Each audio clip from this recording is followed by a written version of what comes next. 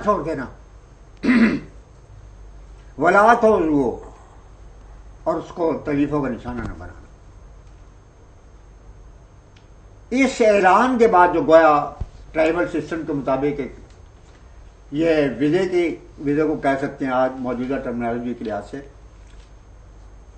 حضور علیہ السلام نے اس کے بعد پھر ان کی اجازت سے طواف کیا خانہ کعبہ کا، اور پھر ان سے اجازت لی کہ میں اپنے گھر جا سکتا ہوں. یہ تعامل تھا محمد عربی صلی اللہ علیہ وسلم. تو آج دنیا میں اس اسوہ محمدی کا پرچم سوائے احمدیوں کے کسی کے پاس نہیں ہے. اس لیے ہم کہتے ہیں، اور ہمارے آقا حضرت خلیفۃ المسیح خامس فرما چکے ہیں کہ دنیا کا امن وابستہ ہے جماعت احمدیہ کے ساتھ. ابھی پچھلے سال ڈاکٹر صاحب آپ بھی قادیان تشریف لے گئے تھے.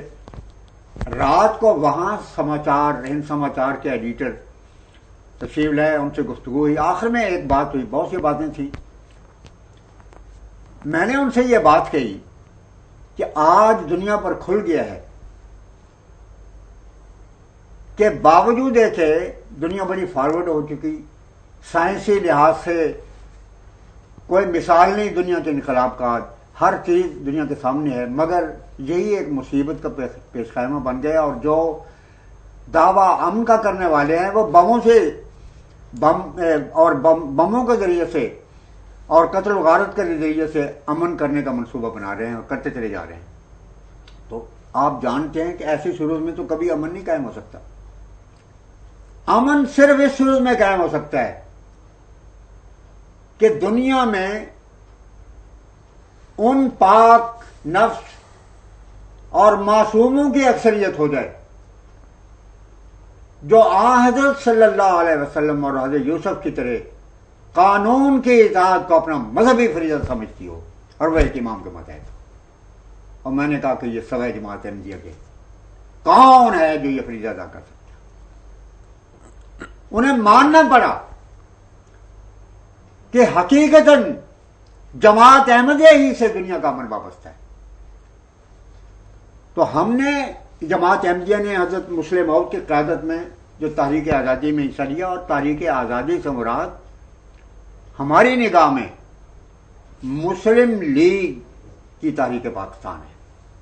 ہم اسی کو تحریک آزادی سمجھتے ہیں، ورنہ ملا جس کو تحریک آزادی سمجھتا ہے ہم اس کو تحریک بربادی کہتے ہیں، یاد رکھیں آپ. اس لیے آپ یہ دیکھیں کہ عطا اللہ شاہ صاحب بخاری نے مسجد خیر الدین امرتسر میں تقریر کی، اور یہ تقریر اخبار مجاہد میں شائع شدہ موجود ہے، اور حاضرین امید ہے کہ اسکرین پر بھی اس کو ملاحظہ فرما سکیں گے. وہ تقریر اس عنوان سے چھپی: آرآر پولیٹیکل کانفرنس امرتسر میں پرچم آزادی لہرانے کی تقریب اور حضرت امیر شریعت کی حریت پرور تقریر. اب وہ حریت پرور تقریر یہ تھی، یہ بھی جری قلم سے عنوان ہے: ہندوستان صرف ہمارا اور ہمارا ہی وطن ہے. مسلمانوں کا فرض ہے کہ آزادی حاصل کر کے دیگر اقوام کے سامنے بطور تحفہ پیش کریں. اور اس کی وضاحت اس رنگ میں کی ہے انہوں نے. کہتے ہیں کہ بات یہ ہے کہ ہندوستان کی آزادی ہم نے سلب کی تھی. آپ ذہنیت دیکھیں، مراد یہ ہے کہ محمد بن قاسم مسلمان تھے، انہوں نے ہندوستان کے رہنے والوں کو غلام بنا دیا تھا. اس جرم کی سزا کے طور پر ہم مسلمانوں کا فرض یہ ہے کہ جس طرح محمد بن قاسم نے یہ جرم کیا تھا کہ ہندوستان کے رہنے والوں کا خون بہایا اور پھر ہندوستان پر قابض ہو گئے، ہمیں اب اپنے خون کی قربانی دینی چاہیے ہندوستان کی آزادی کے لیے. مگر جب ہندوستان آزاد ہو جائے تو یاد رکھو کہ ہمیں کسی آزاد ملک کی ضرورت نہیں ہے. ہمارا یہ فرض ہوگا کہ ہم ہندوستان کی آزادی کے بعد آزادی کا تحفہ پنڈت جواہر لال نہرو کی خدمت میں پیش کر دیں اور خود خدمت خلق میں شامل ہو جائیں۔ تو یہ تاریخ بربادی تھی دراصل، ہم لعنت بھیجتے ہیں اس تاریخ پر جس میں کہ مسلمانوں کی بربادی ہو۔ تاریخ آزادی حضرت قائد اعظم کی تاریخ پاکستان تھی، اور اس میں اس جوش کے ساتھ جماعت احمدیہ نے حصہ لیا تھا کہ مولانا ابراہیم صاحب سیالکوٹی نے مارچ 1946 میں کلکتے میں تقریر کی، اور وہ چھوی موجود ہے، تائید پاکستان، پیغام ہدایت تائید پاکستان، اس کی فوٹو کاپی بھی میں نے آپ کے روم میں پیش کر دی ہے۔ انہوں نے یہ مارچ 1946 کی بات ہے، اور یہ وہ دور تھا جس وقت کے مرکزی انتخابات میں 100% نشستیں مسلم لیگ نے حاصل کر لی تھی، اور ایک بہت بڑا جشن تشکر منایا گیا دسمبر 1945 میں۔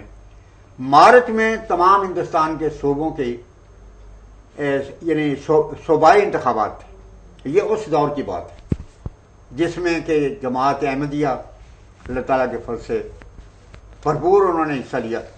اس موقع پر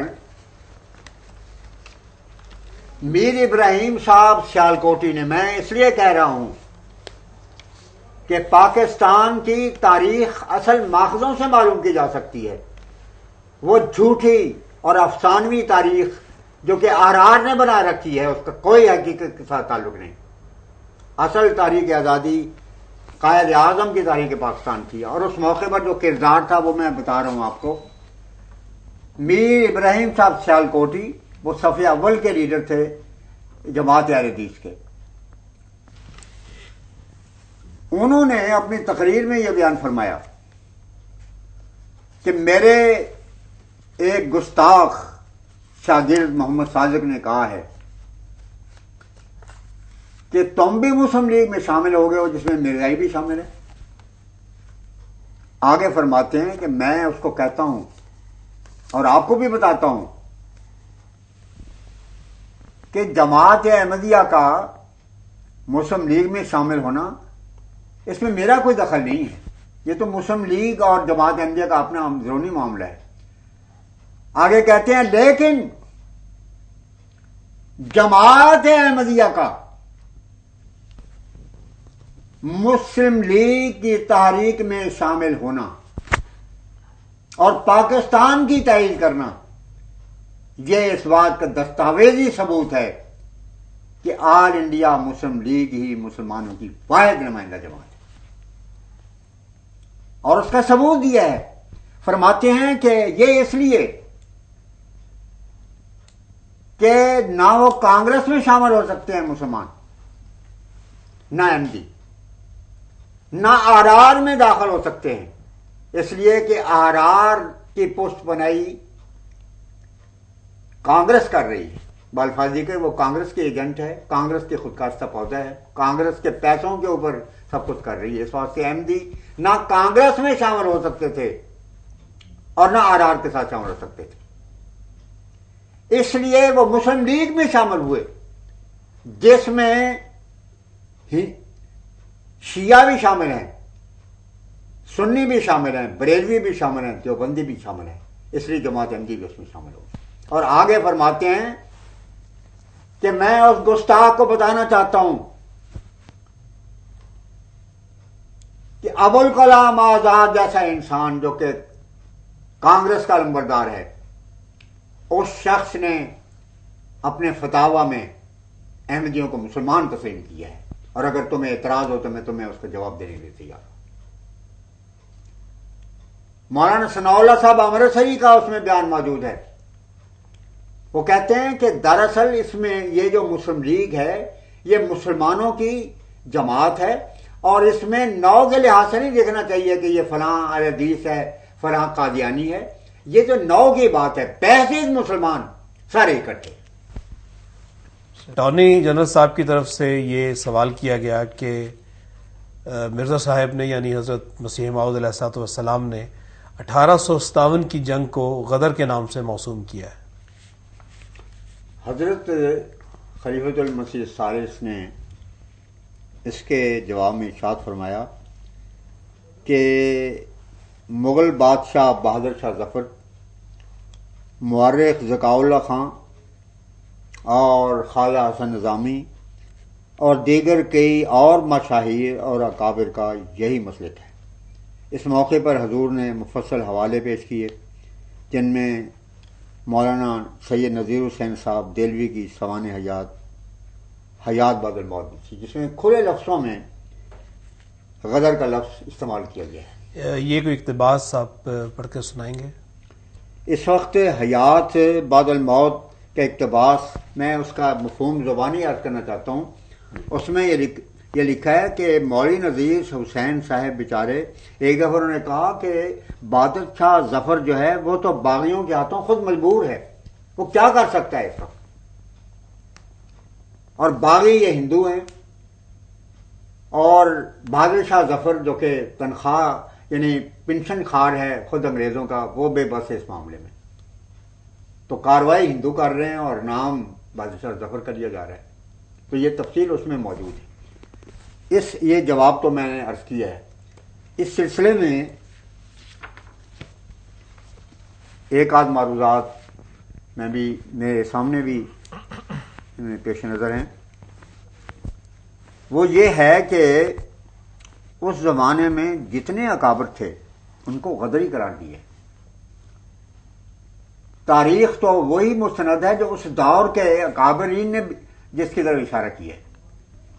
وہ ملا جو آج کی پیداوار ہے وہ 1857 کے متعلق کیا سمجھ سکتے ہیں جب تک کہ وہ اس دور کے لٹریچر کو نہ دیکھے۔